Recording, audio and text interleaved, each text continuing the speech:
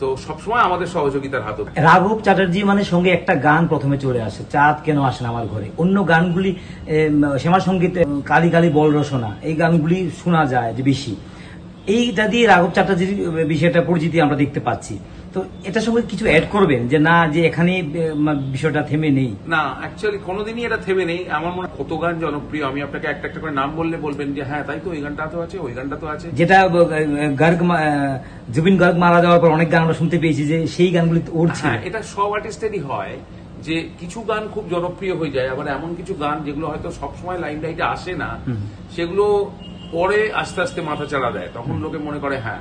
আমি আপনাকে এখনই বলতে পারি, ধরুন ঝিরিঝিরি আপনি শুনেছেন, তোমার চোখে আমি আমার মরণ দেখেছি শুনেছেন, মনোমর মেঘের সঙ্গী রবীন্দ্রনাথের গান সুপারহিট শুনেছেন, বন্ধন সিনেমার বসে বসে ভাবি শুনেছেন।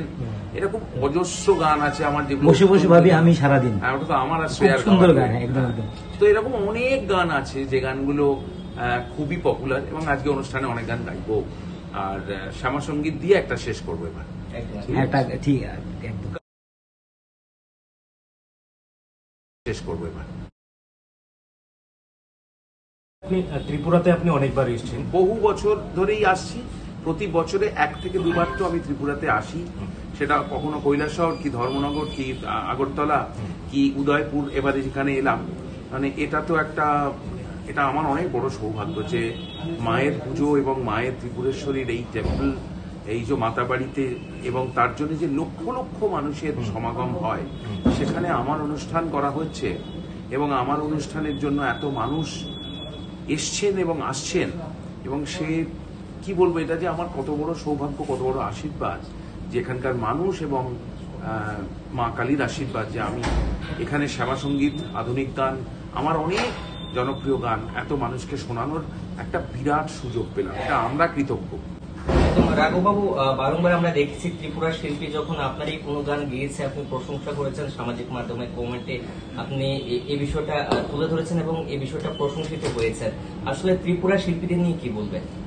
ত্রিপুরা বলছি, প্রথমেই বললাম যে অত্যন্ত আর্টিস্টিক একটা জায়গা, এবং অত্যন্ত সাংগীতিকভাবে ভীষণ রিচ একটা জায়গা, যেখানে ভালো গান বাজনা হয়, ভালো গান বাজনার চর্চা হয়, তার জন্য শিক্ষা হয়, সব ব্যাপারটাই আমি দেখেছি। এবং আমি যখন রিয়েলিটি শোতে জাজমেন্টের কাজ করি, যে দায়িত্বটা আমার উপর থাকে, সেখানেও আমরা ত্রিপুরা থেকে, গোটা নর্থ ইস্ট থেকে প্রচুর দারুণ দারুণ সব ট্যালেন্টেড ছেলে মেয়েদের পাই, এবং আমাদের মতন করে তাদের আমরা শেখানোর চেষ্টা করি, এবং তারা প্রত্যেকেই খুব সিরিয়াস এবং সিনসিয়ার পারফর্মার। এবং যখনই ভালো কেউ গায়, সে তার নাম থাকুক না থাকুক, সে বয়স তার যাই হোক না কেন, এটা ত্রিপুরা বলে না, এটা আমার স্বভাব যে নতুন ছোট ছেলে মেয়ে যদি ভালো পারফর্ম করে বা ভালো কিছু তাকে আমি দেখতে পাই সোশ্যাল মিডিয়ায়, আমি দেরান দেয়ার তাকে কমেন্ট করি বা তার নাম্বার জোগাড় করে তাকে প্রশংসা করি, তাকে উৎসাহ দিই। আমার মনে হয় যে সিনিয়র শিল্পী হিসেবে এগুলো আমাদের দরকার। শুনলাম, স্ক্রোল করে চলে গেলাম, এটা কোনো বড় কথা নয়।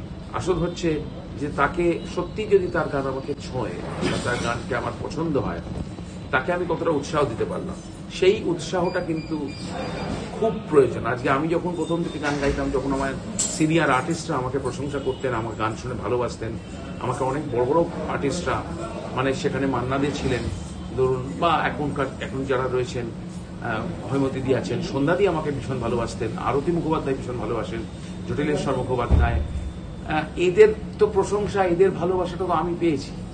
সুতরাং আমারও তো সেটা দায়িত্ব থেকে যায়, পরে যারা ভালো গাইছে তাদের উৎসাহ দেওয়া, তাদের কিছু শেখানোর চেষ্টা করা।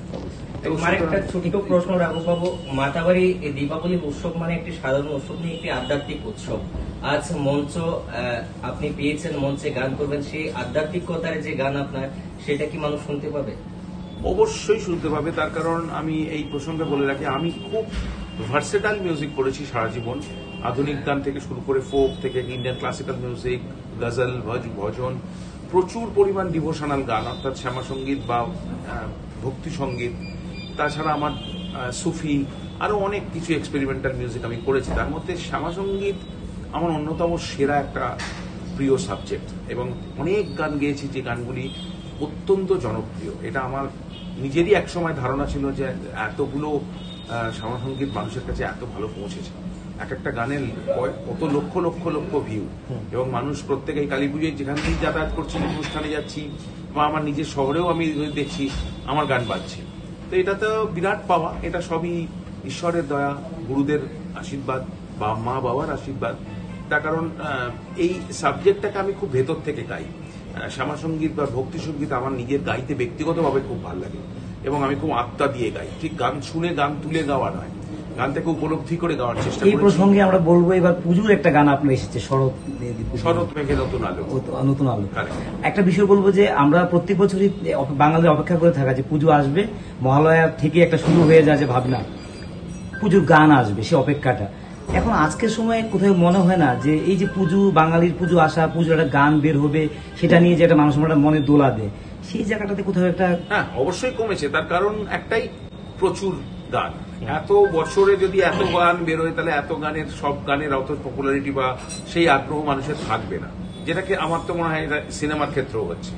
প্রত্যেক সপ্তাহে 4টে 6টা 8টা করে সিনেমা বেরোচ্ছে, তো সব সিনেমা পপুলার হবেও না, আর মানুষের অত সময়ও নেই, অত টাকাও নেই যে প্রতি মাসে মানুষ গান কিনবে বা সিনেমা দেখতে অত টাকা খরচ করবে।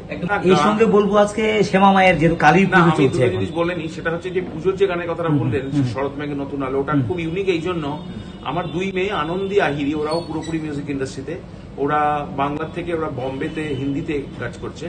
এই পরম সুন্দরী ছবিটা বেরিয়েছে, থামা বলে ছবিটা আসছে, ব্যাড গার্ল বলে একটা ছবিতে, সবেতেই ওরা দুজন গিয়েছে। ওদের নাম আনন্দী আহিরি। এবার এইবার পুজোর যে আমার গানটা শরৎ মেঘে, যে গানটা আপনি বললেন, সেটা ওদের সুর। ওরা তো আমার কাছে একটা বিরাট ব্যাপার, দুই মেয়ের সুরে আমার বাবার গান, তো এটা আমার কাছে দারুণ একটা আনন্দের বিষয় হয়েছে। তো দুটি লাইন যদি আপনি শোনান, আর এবং আরো দুটি আমি লাস্টে একটা, আমি যেহেতু মাতাবাড়িতে এসেছি এবং এই উদয়পুরের এত বড় একটা মানে একটা বিরাট অনুষ্ঠান, সেখানে গান করতে এসেছি, আমি শেষে শুধু মায়েরই গান 2 লাইন শোনাবো। একদম আমরা শুনতে চাইছি।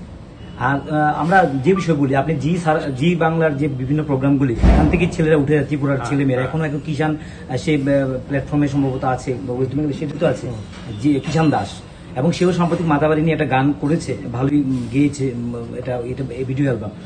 তাদেরকে যখন আপনি পান, ত্রিপুরা আপনি আসেন এবং তাদেরকে যখন ওইখানে পান, কিভাবে তাদের সঙ্গে কথা হয় বা কিভাবে তাদেরকে? একদম স্বাভাবিক, আপনার আমার সঙ্গে যেরকম কথা হচ্ছে, আর আমি খুব সাধারণভাবে বেঁচে থাকা লোক, তো আমি আমার শহরেও স্বাভাবিকভাবেই আপনার আমার মতোই, আপনি যেরকম সকালে বাজার করতে যান আমিও যাই, আমি সাধারণ মানুষের সঙ্গে পুরোনো চায়ের দোকানে আমার স্কুল ফ্রেন্ডদের সঙ্গে আড্ডা মারি, আমার জীবনযাত্রা তো ওইরকমই।